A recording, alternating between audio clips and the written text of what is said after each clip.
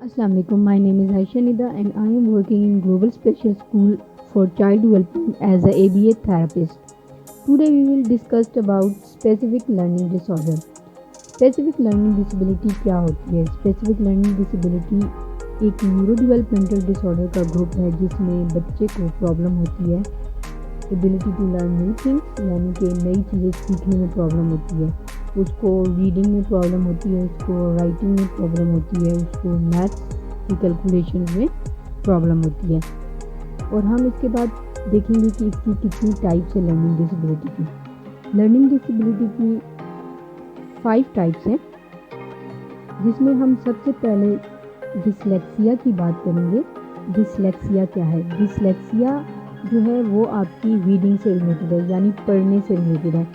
कि बच्चा जो है वो पढ़ सही नहीं पा रहा होता है, स्लो पढ़ता है बहुत ज़्यादा, उसको डिफ़िकल्टी होती है, उसको प्रॉब्लम होती है वोकैबुलरी डेवलपिंग में, उसके वर्ड्स को डेवलप करने में उसको प्रॉब्लम होती है, और वर्ड्स को अंडरस्टैंड करने में उसको प्रॉब्लम होती है, उसको रीडिंग में प्रॉब्लम होती है, उसको ग्रामर के इशू आते हैं, उसको ऐसे लग रहा होता है जैसे वर्ड्स जो हैं वो मूव कर रहे हैं, जब वो चीज़ों की तरफ बहुत फोकस करके पढ़ने की कोशिश करता है तो उसको ऐसे नज़र आ रहा होता है कि वर्ड्स मूव कर रहे हैं, वर्ड्स उससे मिक्स हो जाते हैं।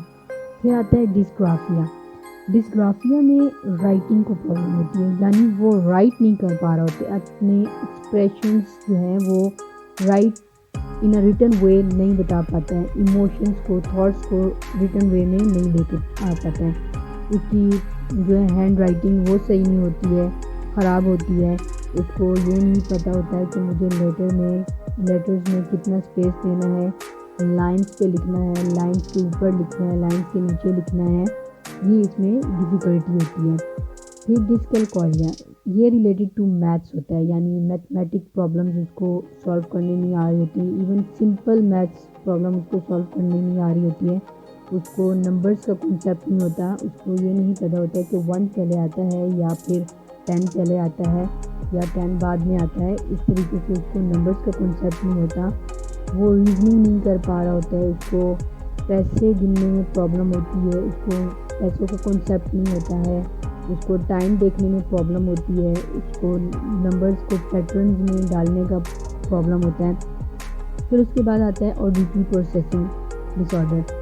इसमें जो है बच्चे को ये प्रॉब्लम होती है कि उसका दिमाग जो होता है वो मिस इंटरप्रेट करता है वो चीज़ें जो वो कान से सुनता है, यानी कि वर्ड्स के साउंड को कंफ्यूज कर देता है। फॉर एग्जांपल इसकी ऐसे है कि वो, यानी उसको टीचर भी बुला रही है और बैक ऑफ द ग्राउंड जो है नॉइसेस है, यानी कोई शोर है, तो वो इसको डिस्टिंग्विश नहीं कर पा रहा होगा कि कौन सी आवाज़ मुझे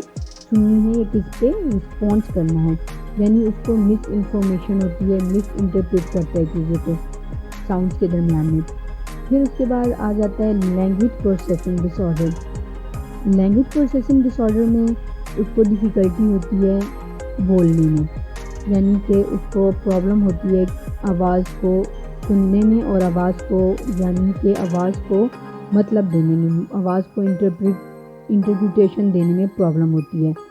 यानी सेंटेंस मेकिंग उसकी सही नहीं होती है, या सेंटेंस को इंटरप्रेट नहीं कर पा रहा होता है, स्टोरीज जो है वो इंटरप्रेट नहीं कर पा रहा होता है, तो उसको प्रोसेस ही नहीं कर पा रहा होता है, यानी कि प्रोसेस करेगा तो ही आगे चीज़ें बनती हैं, तो वो उसको प्रोसेस नहीं कर पा रहा होता है। अब इसके बाद हम डिस्कस करेंगे कि सिम्टम्स क्या होते हैं लर्निंग डिसेबिलिटी के। लर्निंग डिसेबिलिटी के सिम्टम्स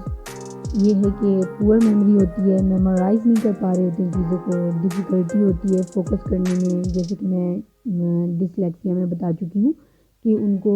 प्रॉब्लम होती है, उन्हें ये नज़र आ रहा होता है कि शायद वर्ड्स मूव कर रहे हैं तो वो फोकस नहीं कर पा रहे होते हैं, उनको डिफ़िकल्टी होती है रीडिंग में, राइटिंग में, नंबर्स में, उनको inability distinguish between sounds, letters और नंबर्स, यानी कि इसको जो है इनको ये नहीं पता होता है कि कौन सा किस चीज़ का साउंड है, लेटर कौन से हैं, नंबर्स कौन से हैं, और इनको जो है वर्ड्स के कॉन्सेप्ट लेने में प्रॉब्लम होती है, इनको अपनी जो एक्सप्रेशंस हैं वो एक्सप्रेस करने में प्रॉब्लम होती है, थॉट्स डिफ़िकल्टी होती है उनको, इमोशन एक्सप्रेस करने में प्रॉब्लम होती है, पुअर हैंड आई कोऑर्डिनेशन होती है, ये इसके सिम्टम्स हैं। پھر اس کے بعد ہم کازز پہ آ جاتے ہیں کہ کازز کیا ہوتے ہیں. کازز بہت سارے ہو سکتے ہیں، مختلف کازز ہو سکتے ہیں، یعنی کہ ڈیورنگ پریگنینسی ان کی مدر بیمار ہو گئی جس کی وجہ سے بچے کو پرابلم ہو گئی، برتھ کمپلیکیشنس کی وجہ سے بچے کو آکسیجن جو ہے برین کو نہیں مل پایا جس کی وجہ سے لرننگ ڈسیبلٹی ہو سکتی ہے، جینیٹک پرابلمس کی وجہ سے ہو سکتی ہے لرننگ ڈسیبلٹی، برین انجری ہو سکتی ہے، ٹیومر ہو سکتا ہے جو لرننگ ڈسیبلٹی کا باعث بنتی ہے، سیریبرل پالسی ہو سکتی ہے جو لرننگ ڈسیبلٹی کا باعث بنتی ہے. پھر اس کے بعد ہم آتے ہیں ڈائگنوسس پہ کہ ہم اس کو ڈائگنوز کیسے کر سکتے ہیں. ڈائگنوسس کے لیے ضروری ہے لرننگ ڈسیبلٹی کے لیے کہ بچہ اسکول گوئنگ ہو، یعنی وہ اسکول جاتا ہو، تو تبھی آپ اس کی ڈسیبلٹی کو نوٹ کر سکتے ہیں کہ اس کو ڈسیبلٹی کہاں پہ آ رہی ہے. اس کے لیے آپ اچیومنٹ ٹیسٹ لگائیں، اکیڈیمک ٹیسٹ لگائیں، جس سے آپ کو اندازہ ہو کہ بچہ جو ہے اکیڈیمیکلی ویک ہے، یعنی انٹلیکچوئل پرابلم اس کو نہیں ہے، انٹلیکچولی وہ ایوریج پہ ہے بٹ اکیڈیمک میں وہ پرابلمیٹک ہے، اس کے لیے پرابلم ہے، ریڈنگ میں پرابلم ہے یا پھر اس کو جو ہے رائٹنگ میں پرابلم ہے. اس کا یہ ہے کہ جو لرننگ ڈسیبلٹی ہے وہ تینوں اکٹھی بھی آ سکتی ہے اور ایک بھی ہو سکتی ہے. فار ایگزامپل کسی بچے میں صرف ریڈنگ سے ریلیٹڈ ڈیفیکلٹی ہے بٹ اس کی رائٹنگ اسکلز اچھی ہیں، تو ڈیپینڈ کرتا ہے. یہ ہم جب ڈائگنوسس کرتے ہیں تو اس میں ہمیں پتہ چلتا ہے کہ اس کے لیے جو ہم یوز کرتے ہیں اسکیلز وغیرہ، تو اس سے ہم اندازہ لگا سکتے ہیں کہ بچے کو کس چیز کی ڈیفیکلٹی ہے. جیسے اس کے لیے WRAT اسکیل ہے وہ یوز ہوتا ہے جس میں میتھس کے کویشچنز بھی گیون ہیں، جس میں ریڈنگ کے کویشچنز بھی گیون ہیں، جس میں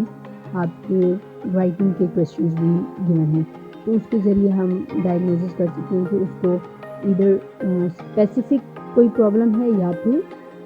تینوں پرابلمز ہیں. پھر اس کی پرفارمنس کو ریویو کیا جاتا ہے، اسکول گوئنگ ہوتا ہے تو اس کی پرفارمنس کو دیکھتے ہیں تو کس چیز میں اس کو زیادہ پرابلم ہے. میڈیکل ہسٹری جو ہے وہ ضروری ہے کہ کہیں میڈیکلی کوئی کاز تو نہیں ہے جس کی وجہ سے اس کو لرننگ پرابلمز آ رہی ہیں.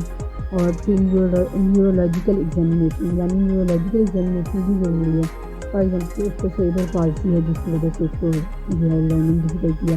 تو اس کے اکارڈنگ ڈائگنوسس اس طریقے سے ہوگا، اس کے اکارڈنگ ہم ٹریٹمنٹ پلان کریں گے.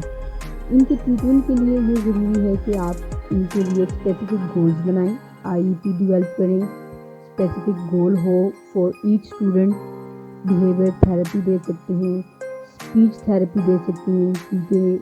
جیسے ریڈنگ میں مسئلہ ہوتا ہے، ان کی ویکیبلری ڈیولپمنٹ میں مسئلہ ہوتا ہے، تو اس کے لیے ضروری ہے کہ انہیں اسپیچ تھراپی بھی دی جا سکے. سپورٹ گروپ بنایا جائے، انٹینسو ٹیچنگ ٹیکنیکس یوز کی جائیں، جیسے use word processing programs, visual techniques کچھ یوز کی جائیں جس کے ذریعے بچوں کو ہم سکھا سکتے ہیں. تھینک یو ٹوڈے فار اتنا ہی ہے، اور نیکسٹ ہم اس کے مزید اس کے اوپر ڈسکس کریں گے. Thank you.